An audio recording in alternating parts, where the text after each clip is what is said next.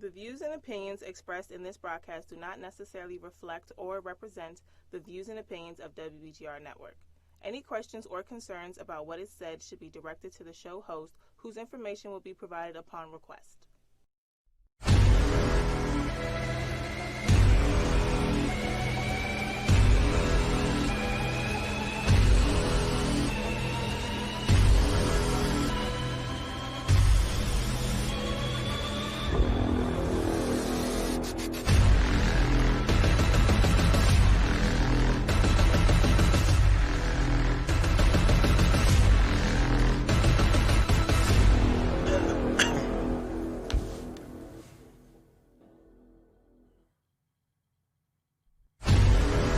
Good morning, ladies and gentlemen. This is your boy Shane Edgar from the No BS, No Holds Barred Sports Talk Show. I am back in the building after a couple of weeks. I know you guys were wondering where I was. I had to take a little hiatus to my hometown of Boston, the city of champions, by the way. So I had to do that, unwind a little bit, reset when I come back, put things into perspective. But now I'm back and in full effect. And the great thing is, ladies and gentlemen, we're gonna have a lot of things to talk about this morning because a lot of sports news has been happening, and it's just been a wild, crazy week of sports. I mean, it's just been buck wild, including other sports journalists like myself. So I think it's gonna be a very, very fun debate to talk about this morning, so that's why it's going to be fun. I want you guys to get hopefully you guys got your coffee ready, and hopefully you guys are ready to talk about some things. That number to call is going to be 301-429-9247. That's going to be the number to call. And so let's go ahead and take a look at some of the topics we're going to be talking about today. So some of the things we're going to talk about today, we're going to talk about Myles Garrett. We're going to talk about a lot of different things. I want people to understand how serious this is, and I want people to understand something. It's real out here, okay? I'm going to explain why it's real out here. Because it seems like, to me, this is just me being in the interest of, transparency, with everybody, right? It mind boggles me some of the things that people have been talking about. So let's go ahead and look up. Obviously, I'm the host, as you can see. Let's go ahead and go to that next one real quick. The one after that, actually. There we go. Boom. So we're going to talk about the NFL this week, right? We're going to talk about that. But we also going to talk about Colin Kaepernick. Definitely we're going to talk about that workout. We have to talk about the workout. We're going to talk about Max Kellerman. Is he really blacker than Stephen A. Smith? We really got to talk about that, because I know that's been a question about Stephen A. a long time now, but this is going to be crazy. And we're going to talk about the college playoff system, because it seems like Alabama might have gotten away with one. But hey, who am I? I'm just the guy analyzing the situation. So let's jump right into it. The NFL this week. So here's the thing. What I'm going to talk about this morning when it comes to the NFL. Obviously, we saw the Colts last night. There's a Colts, okay? We saw the Colts on Thursday night. We saw what happened. They lost 20-17. Now the Texans have taken control of the division at 7-4. Is it still possible for the Colts to come back and win this division? Yes, but that would mean they would have to win out, because now they split with the Texans, but the Texans own the tie. But the Texans right now own the tiebreaker only because they're a game ahead of the Indianapolis Colts. Now, obviously, if the Colts decide to win out, then the Colts will end up winning the tiebreaker, because they already beat the Texans earlier this season. So, with that being said, Patriots right now still the number one team in the AFC right now, obviously, because they are 9-1. They've only lost one game, and that happens to be to the Baltimore Ravens, in which that game was in Baltimore before they went on a bye. Okay? I'm sorry, as they're coming off the bye, which is not usually good of New England to lose in that fashion, but it happens. This is what it is. Now, they beat the Eagles last week, so that is it. Now, the defense The Boogeymen actually showed back up, and they looked pretty good against Carson Wentz. But also, we have to give credit where credit is due. The Patriots corners did their job, because we all know that the Eagles ain't got no wide receivers to have to save their life. Because unfortunately, those receivers are so terrible, I wouldn't even throw them the football. Like, that's just what it is. Okay? I wouldn't throw them the football whatsoever. Yeah, no Alshon Jeffrey. No Deshaun Jackson. Don't tell me Nelson Aguilar is that great. He only just happens to look good when it happens to play New England for some strange reason. And even then, he drops the most critical pass. And that's the second time we've seen this, because the last time we saw this was in the Super Bowl when Brandon Cooks had the ball in his hand and he dropped it as well. So that's twice that we've seen this happen to New England, where they get themselves in those situations where they almost where the team almost gets a game-tying touchdown or a game-winning touchdown in that fashion. That's twice. But hey, who am I? I'm just a guy analyzing the situation.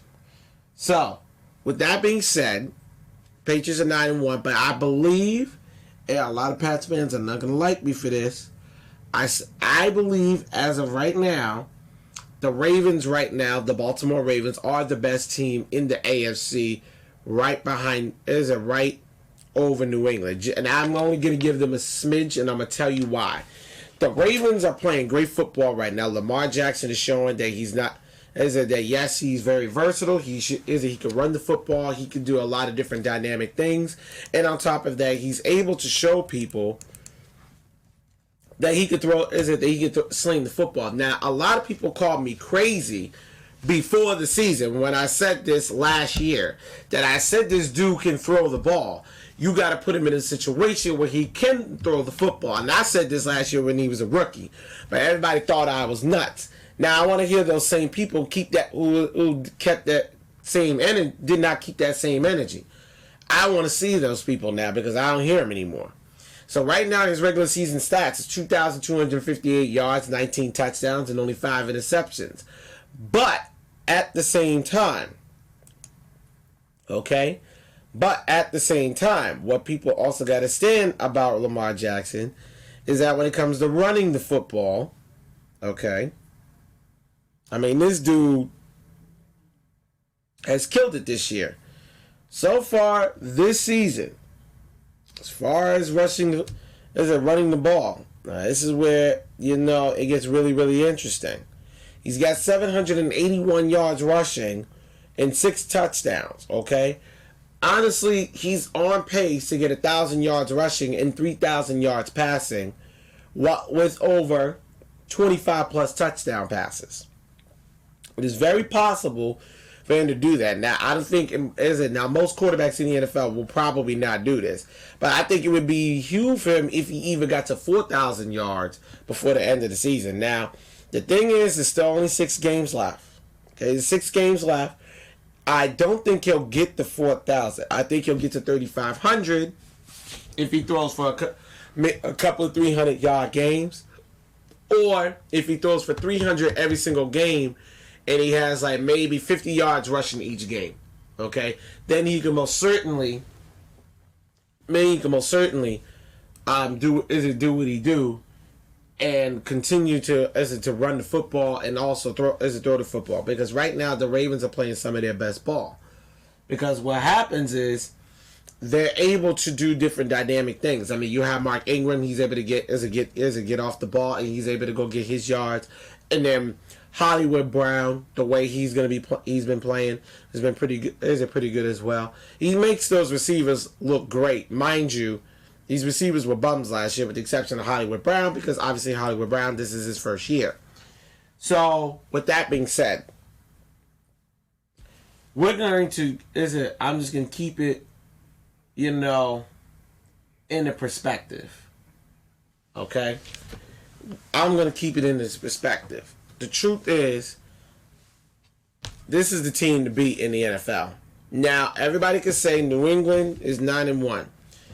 They're 9-1. Yeah, they beat Philly, because everybody didn't think that the Patriots were going to beat Philly, and I kept telling people they were going to beat Philly whether people liked it or not.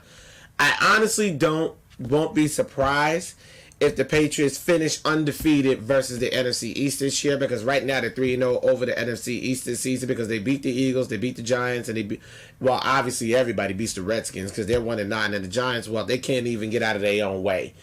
And then but their test was against the Eagles. This is going to be a very interesting stretch for New England. Then now this Sunday they will see the Dallas Cowboys. Now, everybody could tell me that there's a chance that the Cowboys could win. The problem is they're playing in Foxborough in the cold. They're a dome team that's playing in the cold in New England. I don't believe they're going to beat New England in New England. I don't think that's going to happen.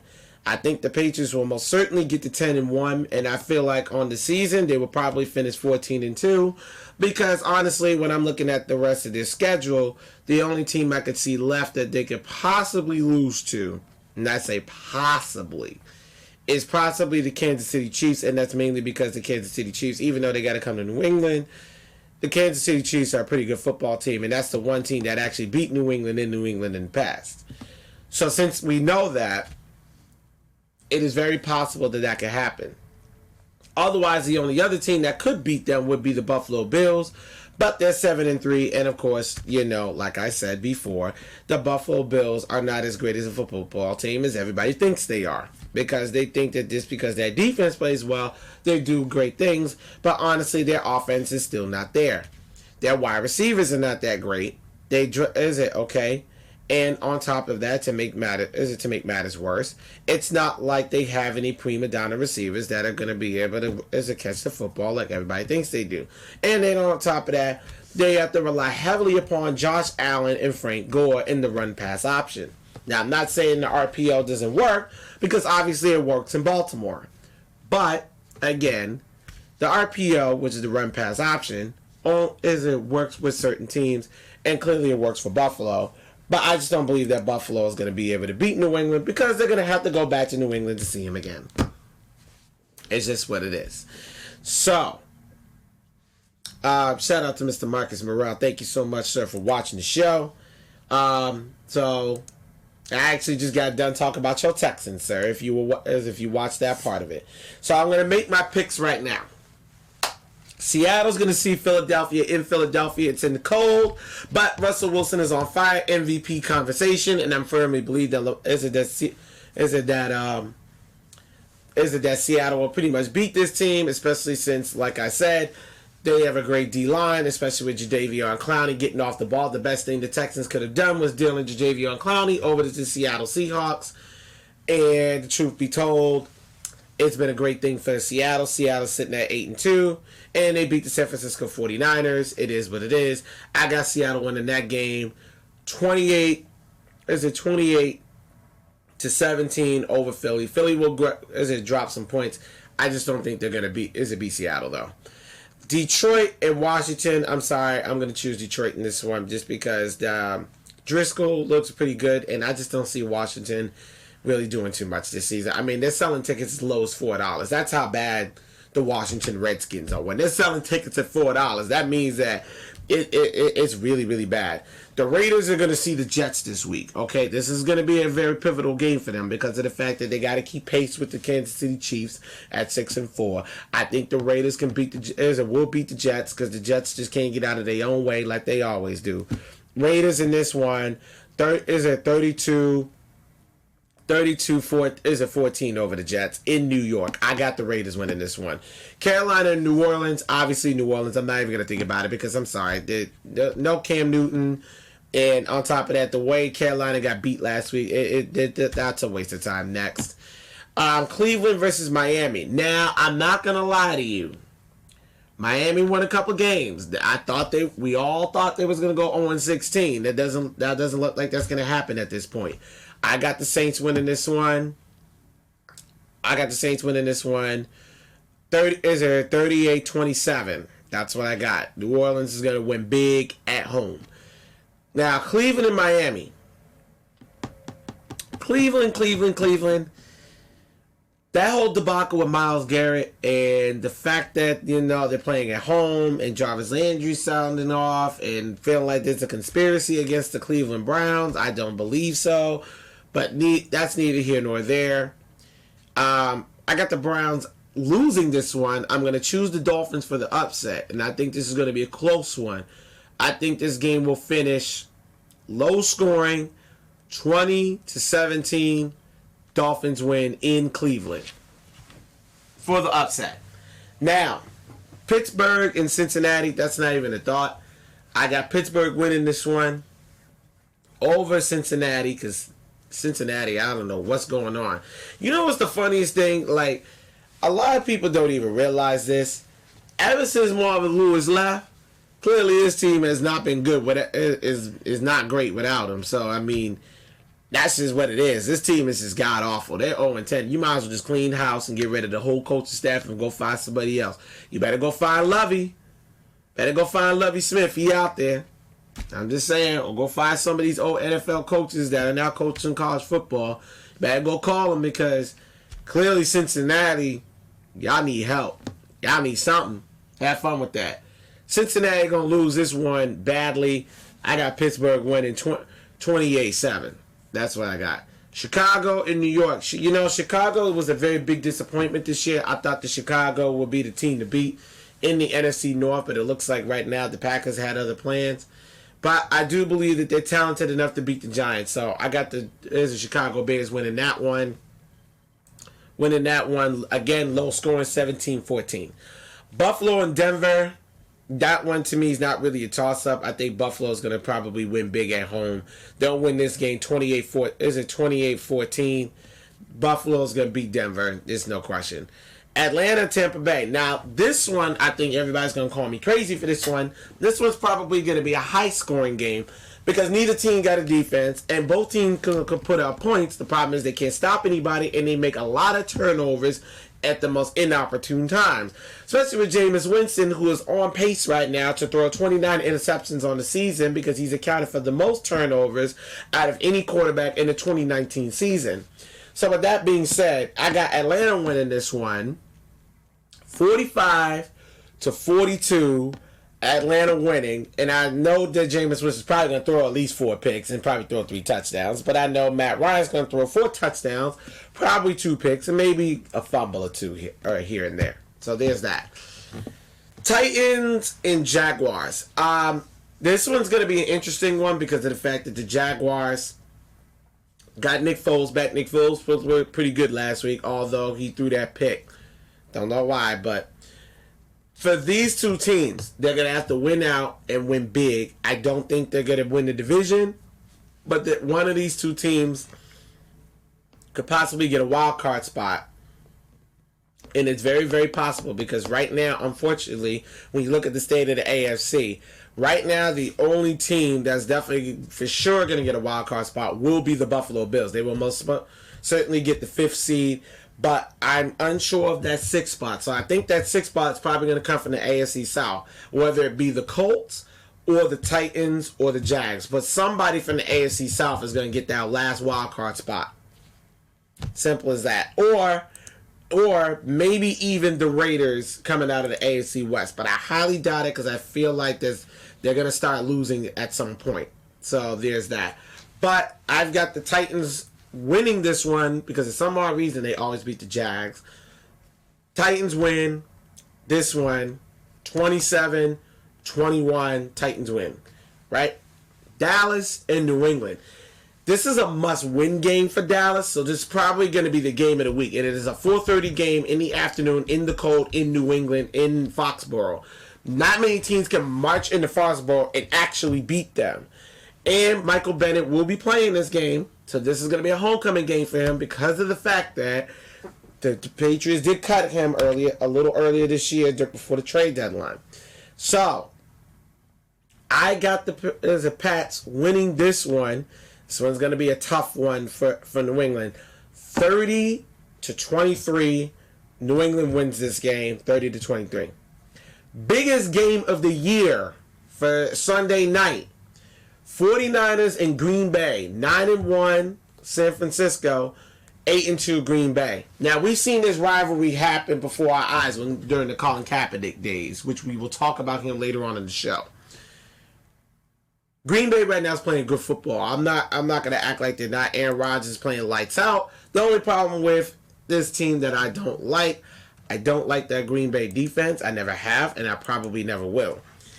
Aaron Rodgers, though, he's doing his thing. I'm not gonna act like he's not. He's been in the league for over 14 seasons since the 2005 NFL season. I'm not gonna act like he's not. He's thrown 17 touchdown passes so far this year and only 2 picks. Okay. 8-2 record this season. Okay, last game 233 yards, no touchdown passes, but he also didn't throw no picks. But he was sacked twice in that win over Carolina. Okay, my only concern.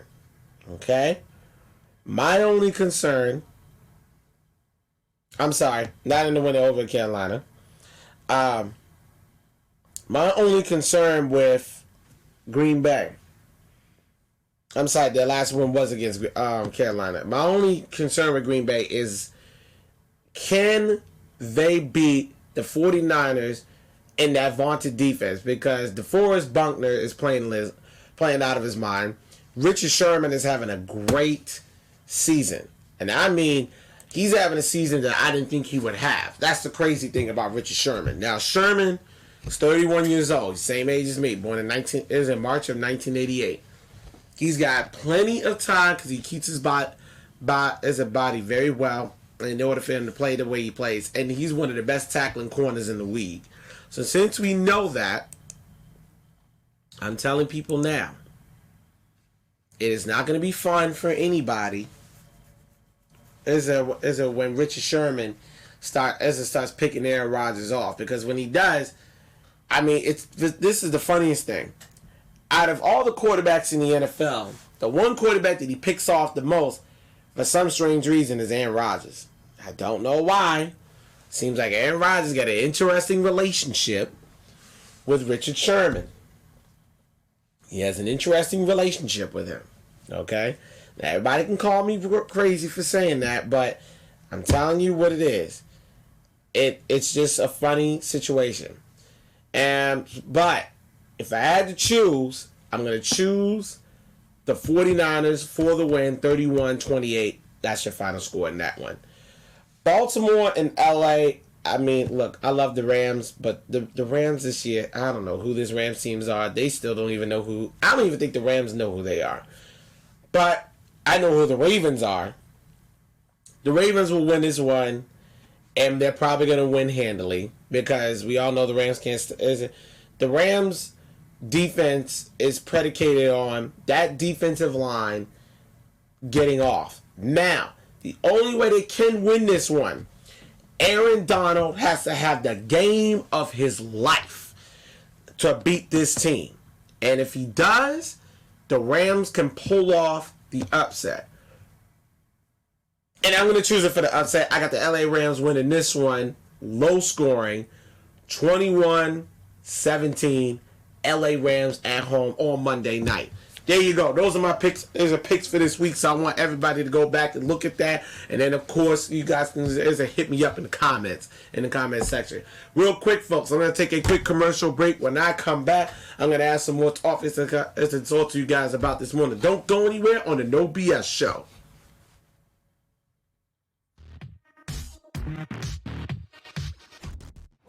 I'm here at Bowie State University representing for WBGR. We're here to see if some of these college students know their breakfast trivia. Do you know your cereal? So I'm here in the student center with a couple of students. How y'all feeling? Good. So I want to test y'all knowledge on breakfast trivia. Y'all ready? Yeah. All right, so the first one is finish the slogan. I'm cuckoo for Cocoa Puffs. All right, silly rabbit. Tricks of the kids. 2 scoops of. 2 scoops of. Comes in a purple box, sunshine on it. Raisin bread. They're magically delicious. Wait, Lucky Charms. Lucky Charms. All right. Snap, crackle, pop. Rice Krispies. Yep. Kid tested, mother approved. Oh, I don't know. Not a mom. Whose mascot is a tiger? Flakes. No. Yeah, Tony. What you say? Mascot is a toucan bird. Whose mascot is Fred Flintstone? Fruity Pebbles. The taste you can see. Taste you can see. That one sounds familiar. The taste you can see. The taste you can see. Oh, that's what is that? Oh, you phoning a friend? You got a phone. Which one of these cartoons was not made into a cereal? You got three choices. A, Donkey Kong. B, Pokemon. C, SpongeBob. SpongeBob. Trick question. They all were. Oh, wow. What? I never seen no SpongeBob cereal. Kid tested, mother approved. Checks. No. Kicks. Yup, you got it. Some of these college students definitely know their trivia. It was fun interviewing them to see what their knowledge was. Hopefully next time we can get a couple of more students at some other schools and test their knowledge. Do you know your cereals?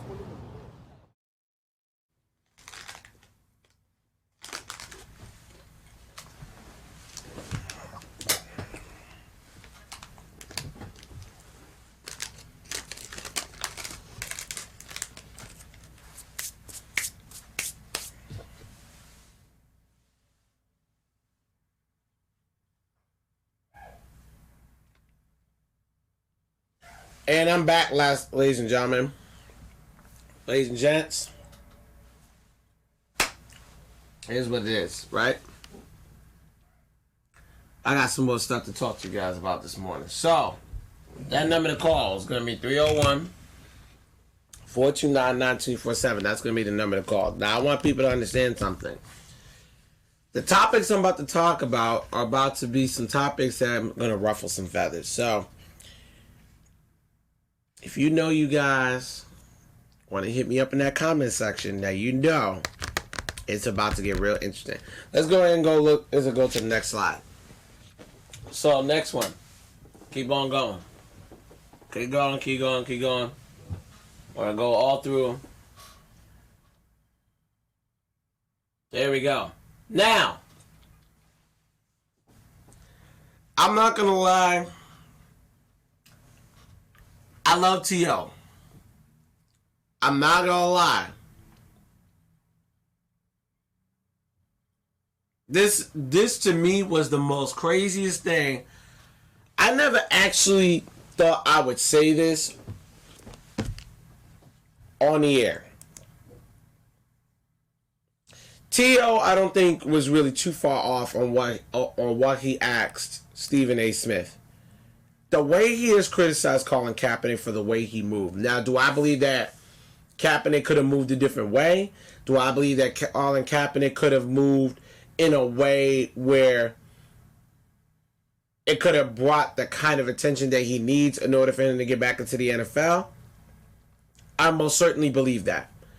I do agree with him on that point that he could have moved a different way. But what I take issue with is when you make it seem like he's trying to become a martyr when he was actually just trying to tell people like, look, yo, I've been ready for over 3 years and not one team has called me. And I get it. You know, he was appealing to get his job back, you know, that all the good stuff. And I totally get that. Nobody understands that more than me. But at the same time, this is what bothers me about this whole situation. So I listened to what Max Kellerman had to say. When Max Kellerman was talking to Stephen A. about the way Colin Kaepernick moved, the way he is, the way how he talked about, I don't care if he wears a Kunta Kinte shirt. You know, we all know what this was about. And even Max Kellerman, as a white man, and I want people to understand this, as a white man, even he talked about his own white privilege, that he knew that Colin Kaepernick was being blacklisted because of his race, which to me is crazy.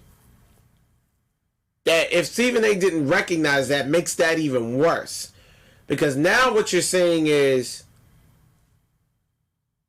you can't say that as a black man yourself that it was that some of the things that happened to him, like almost in a way you're kind of like condoning what the NFL has done. Let's look at the timeline of Colin Kaepernick. Colin Kaepernick starts taking a knee back in 2016. Okay? He starts taking a knee. He then asked for his release from the San Francisco 49ers, so obviously the 49ers were happy to oblige because that gets them out of a long-term, there's a $120 million contract in which they only paid him for a couple of years anyway, in a non-guaranteed contract. Then the other problem was, after he got released, he's now blacklisted from the NFL from taking a knee. He then decides to sue the NFL for collusion. Obviously, he had the evidence for collusion, otherwise the NFL wouldn't have settled his case. But the problem was when Kaepernick took the settlement. Okay? Now, of course, he also, there was also things in between that because during his collusion case, because when Colin Kaepernick said that he didn't vote, I know that ruffled a lot of feathers, especially for a lot of African Americans, because a lot of African Americans are very prideful about voting in this great country because of the fact that a lot of our ancestors have fought for our right to vote. Okay? Because what people don't realize is, white men have been able to vote since who knows when, obviously since the inception of this country, which is back in 1776. But then at the same time, black men obviously wasn't able to vote until they were emancipated back in 1865. Then after 1865, they still did voter suppression and deterred black people from going to the polls. That's what they did. And then in 1920, women finally got the right to vote. But it wasn't mainly minority women, it was white women. White women were able to vote during that time, after that, before black people stopped having voted, was still going through voter suppression.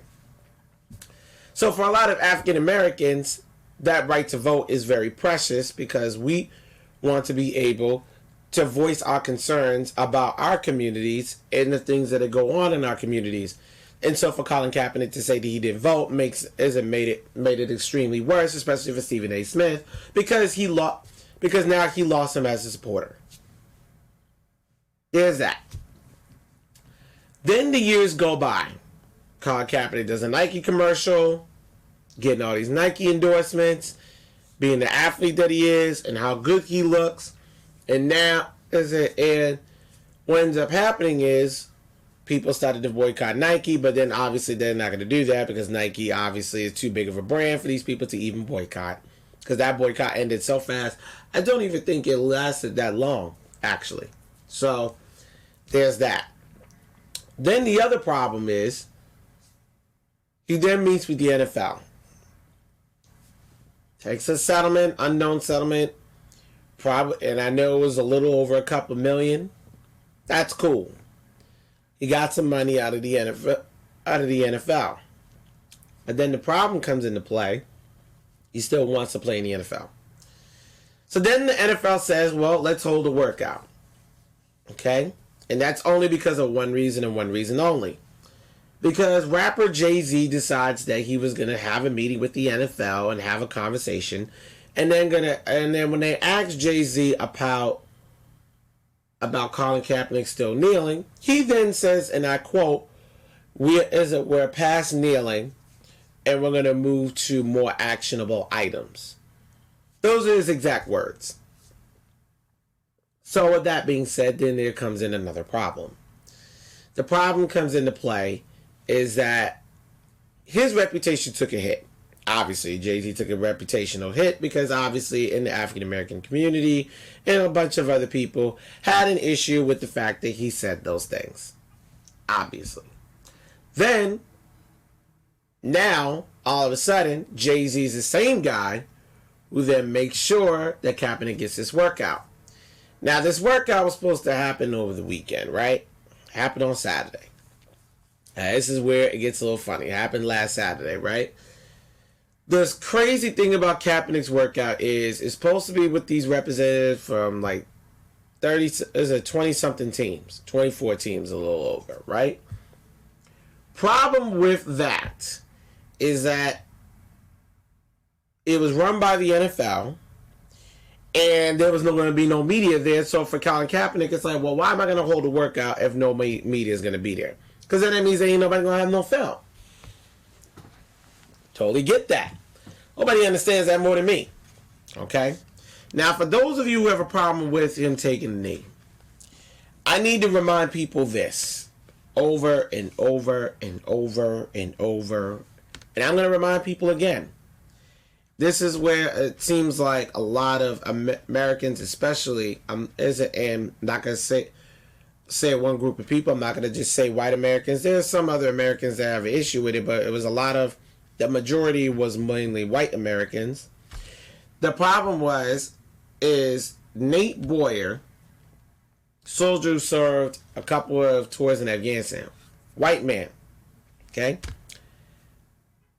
told Colin that he should take a knee in order to protest the injustice that was happening around this country towards African American people during the national anthem. The problem is people took it as disrespect to the United States and the people who have fought for this country and stuff like that. The question comes into play, and I've said this before, is if you're going to say that he's disrespecting the military, which he's not, because he has family who are in the military, as well as Eric Reed, who also took a knee, who have family in the military as well. They didn't feel disrespected. So the question now I have for those individuals who had a problem with him taking a knee is, which veterans are we talking about took issue with him taking a knee? That's what I have to wonder. And don't tell me it's not about race, because it sure is, because there's a very clear side of who had a problem with him taking a knee, and then there's a very clear side who were not taking it. There's who had a problem with him taking a knee at all. There's a very clear side. And it's just what it is. I don't argue with the facts. These are things that have been said. These are polls that have been taken by many different media entities over and over again. These are things that have happened. You can't sit here and say that that it's one side saying this but another side saying that. No, that's not how this works. He did take a knee, and it was a white American who did multiple tours in Afghanistan, highly decorated, and has literally said, you take a knee to protest the injustices that you see fit, because I fought for your right to do that protest. Because the truth is there are too many things happening to African American people all over this country. And one thing I will give to Max Kellerman, out of many white Americans in this nation, that he can admit that there are too many injustices happening to African American people all over this nation, and nobody's addressing it. And it's mainly white America who has not addressed these issues, because the truth is they don't want to admit to it, because then that means that they have to address their bad history of barbarism towards African American people. And it's not like it's and Max Kellerman not only brought up the barbarism that white America has done, he brought it up in a context of why Kaepernick has protested up until now, and still showing that the same thing that they were doing back in the slave days, they're just doing it in a different way now. People can say, well, he's not getting a job not because he's not good, which is not true, because he threw 16 touchdowns and only 4 interceptions in his final season before he left the NFL. He had the best touchdown to interception ratio out of all the quarterbacks that in the NFL that season, which included Tom Brady, Aaron Rodgers, and Drew Brees. So that right there is unheard of. There was an NFL scout who was an unnamed source that put for an unnamed team, who even said that Colin Kaepernick has an elite arm to play in the NFL, and he is most likely to be fit to be a starter somewhere after this workout. So now it's very clear what this has been about. And what Max Kellerman was bringing to light that a lot of people are not realizing is he knew the history a lot more than Stephen A. Smith. And Stephen A. Smith is an African-American man who should know his history better than everybody else, because he's an African-American man.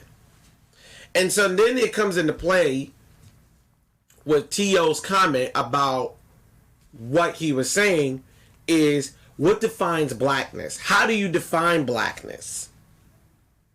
What is the definition of being African American? What is the definition of being black? What is the definition of that? Is it knowing your history? Is it knowing where you came from?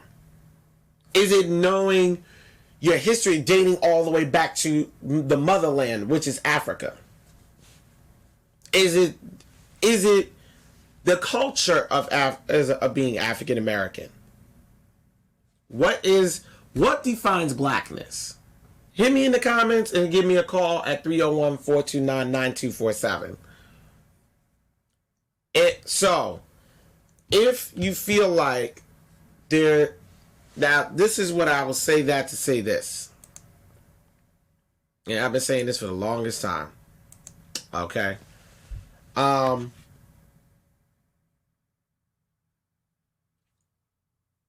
Max Kellerman has shown that not only he knows his history, he's also shown that he's obviously a good guy.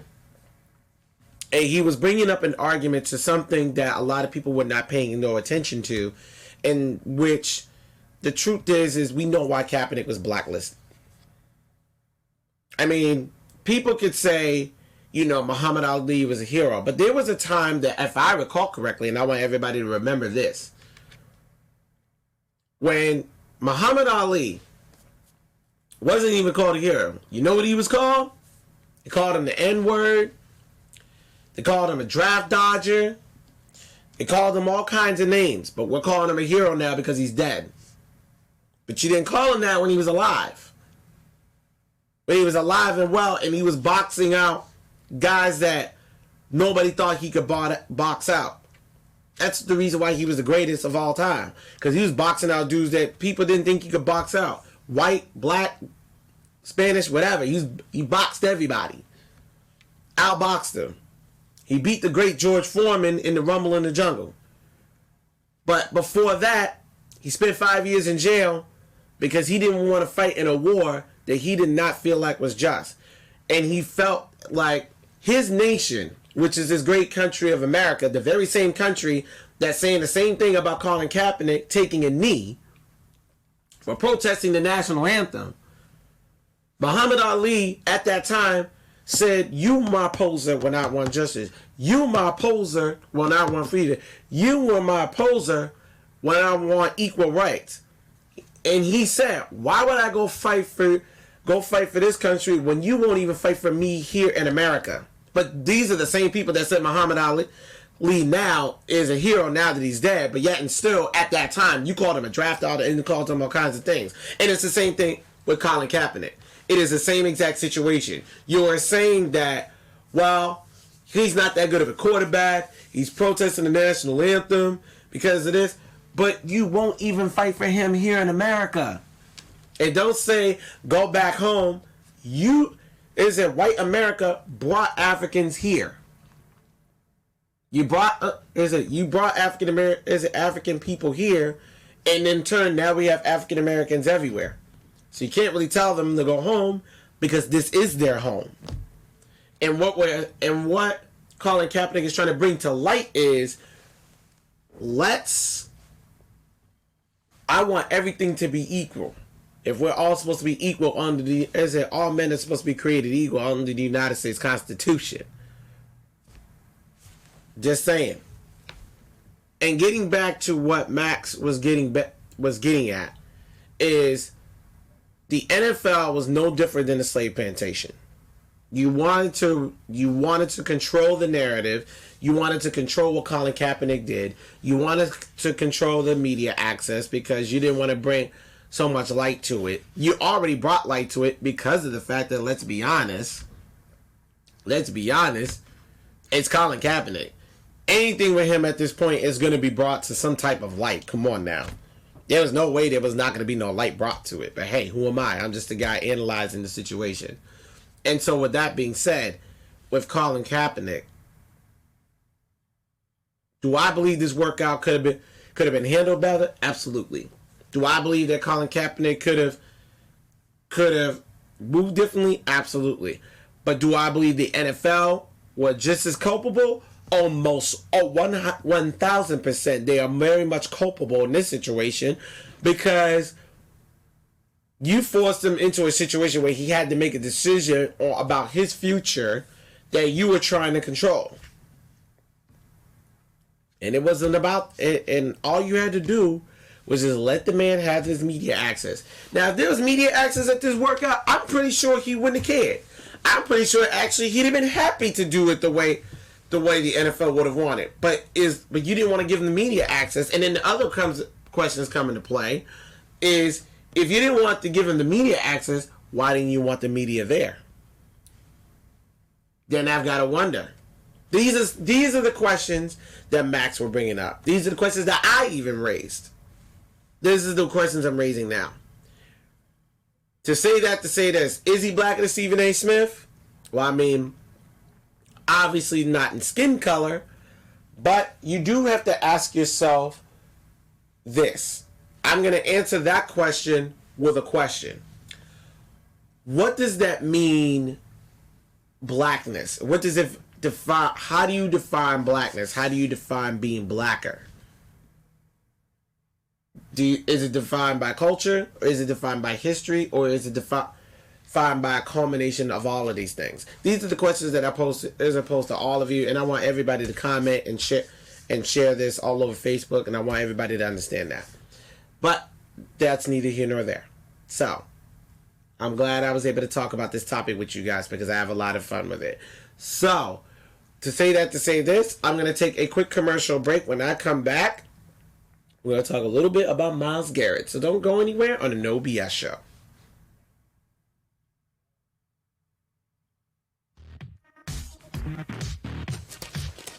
What's up, everybody? I'm here at Bowie State University, representing for WBGR. We're here to see if some of these college students know their breakfast trivia. Do you know your cereal? So I'm here in the Student Center with a couple of students. How y'all feeling? Good. So I want to test y'all knowledge on breakfast trivia. Y'all ready? All right, so the first one is finish the slogan. I'm cuckoo for Cocoa Puffs. All right, silly rabbit. Tricks of the kids. 2 scoops of. 2 scoops of. Cornflakes. Comes in a purple box, sunshine on it. Raisin bread. They're magically delicious. Wait, Lucky Charms. Lucky Charms. All right, snap, crackle, pop. Rice Krispies. Yup. Kid tested, mother approved. Oh, I don't know. Not a mom. Whose mascot is a tiger? Flakes. No. Yes. Tony. What you saying? Mascot is a toucan bird. Whose mascot is Fred Flintstone? 40 Pebbles.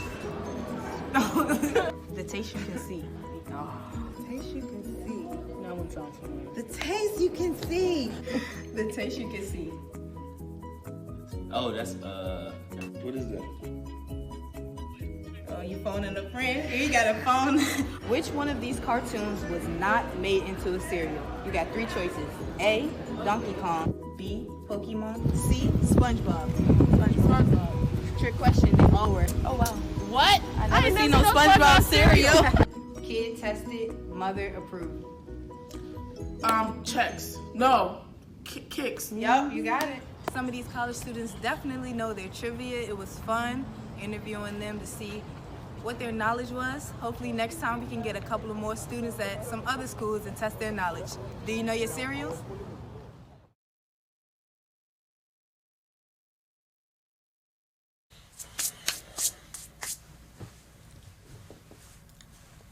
And I'm back, ladies and gentlemen.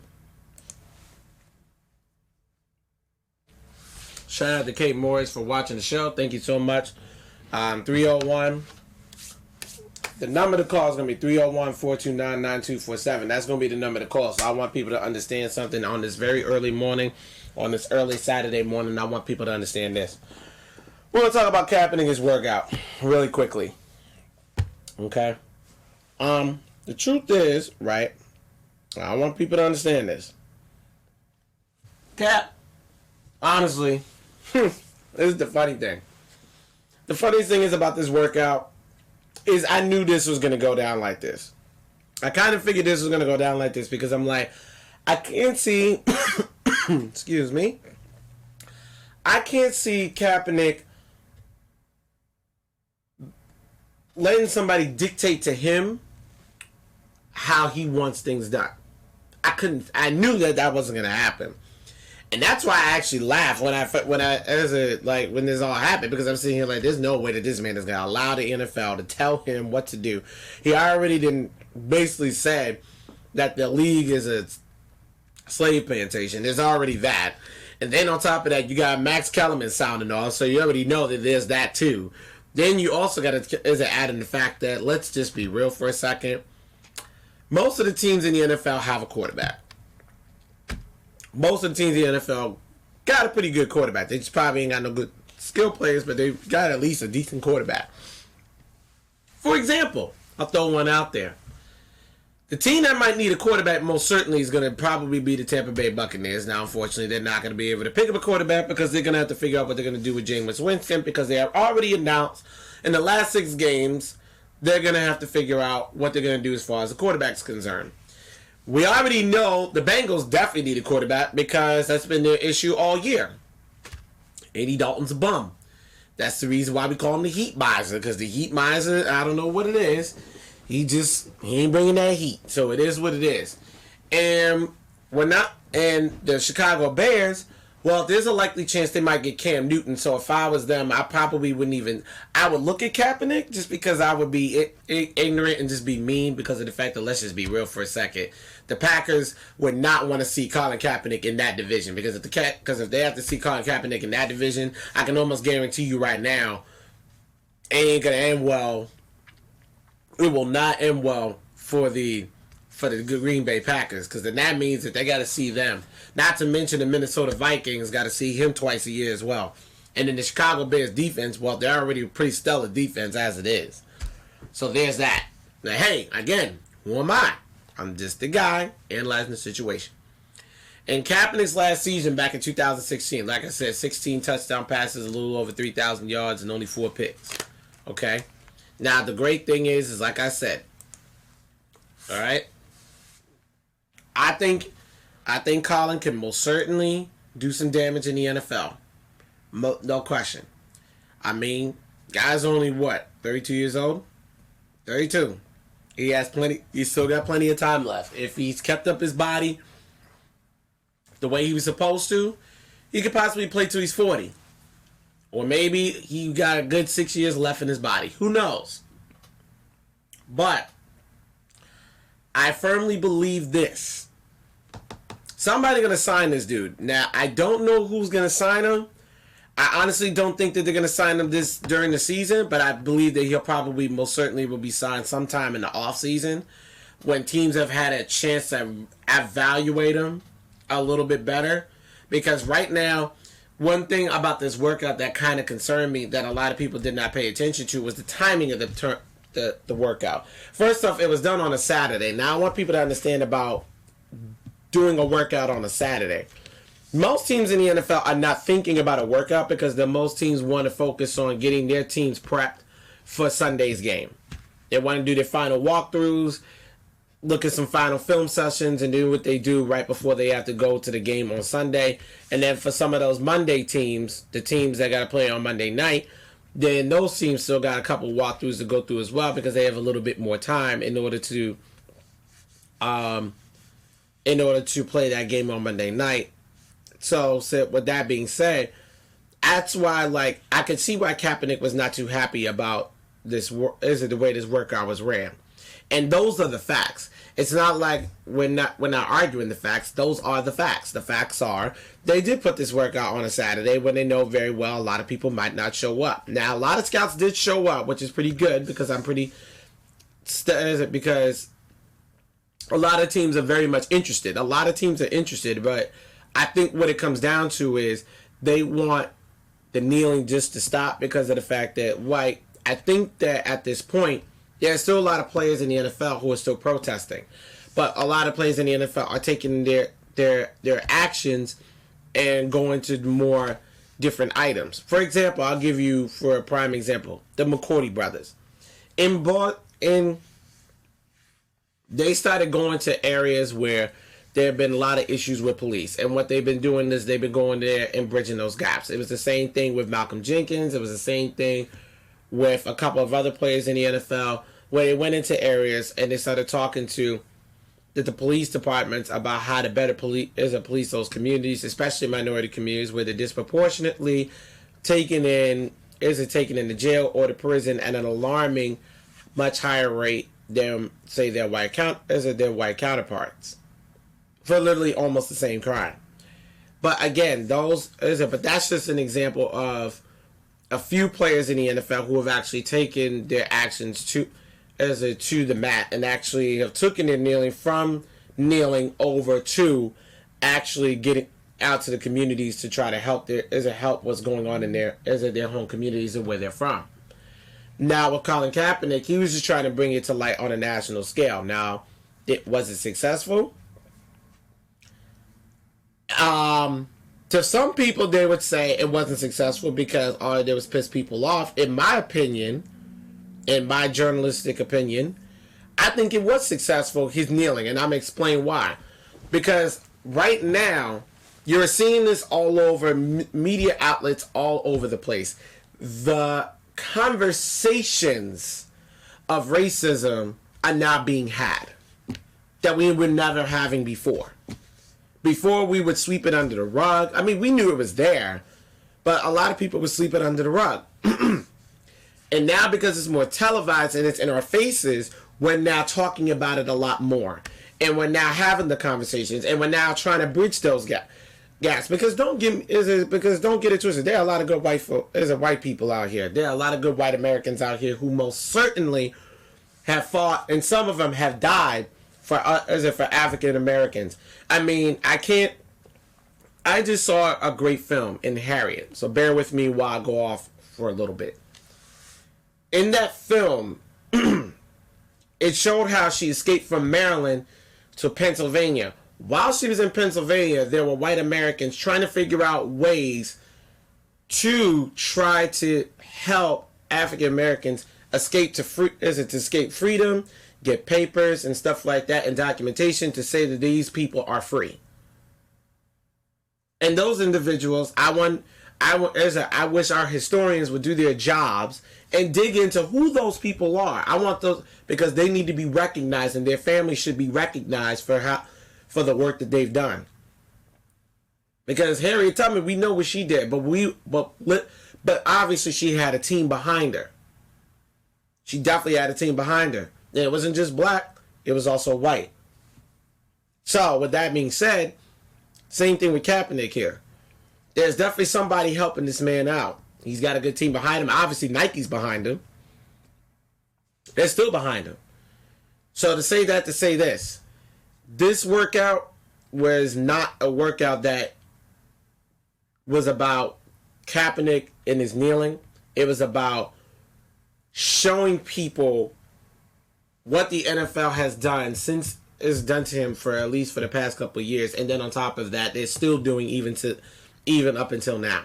And it's really sad because you would think for an entity that gave this man a settlement, they would try to do things better to try to rectify the situation, to make it better. But clearly they are not. That's not their agenda. And all that's going to do is just anger more people. So, in the interest of time, folks, I'm going to end this with college football playoffs. So thank you for listening on this past topic. So, the last one is, should we extend the college football playoff? Should it expand? Here's the thing. I've been saying this for the longest time. Look, this system right now, 4 teams is not going to cut it. And don't tell me 8 teams is going to cut it.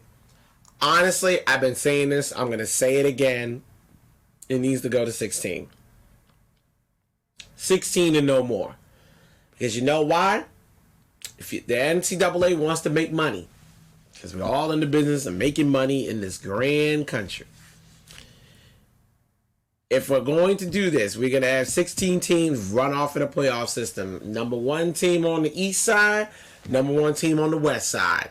Then versus the AFC, and then so forth and so on. And then you run them down to the final Is it to the Elite Eight and then the Final Four and then the last two in the national championship?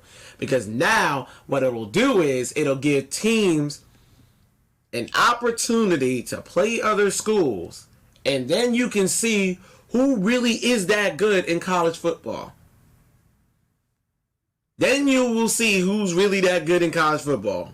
And then you might actually see some upsets. Then you honestly might see things that we ain't never seen before. And then as far as brackets are concerned, I mean, look at it like this. We can call it all kinds of stuff. We can call it January Madness or February Madness, kind of like March Madness. It can be the same system, and it can work. It'll work.